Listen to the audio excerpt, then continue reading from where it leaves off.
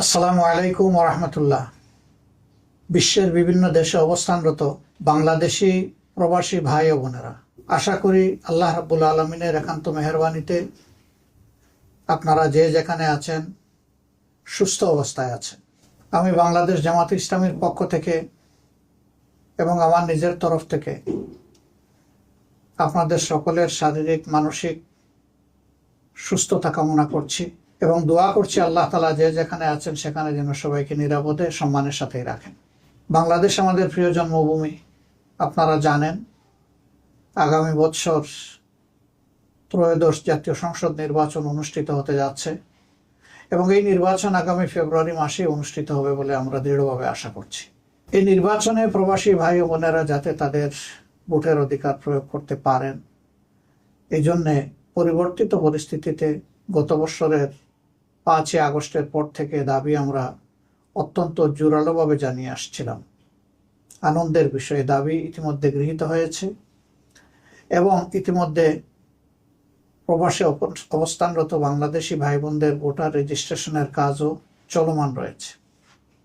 তার পাশাপাশি যারা একান্ত এই সময়টা দেশে আসতে পারবেন না, তারা যাতে তাদের ভোটটা নিশ্চিত হয় সেই জন্য এই প্রথমবারের মতো অনলাইনে অ্যাপসে ভোট দেওয়ার উদ্যোগ নেওয়া হয়েছে।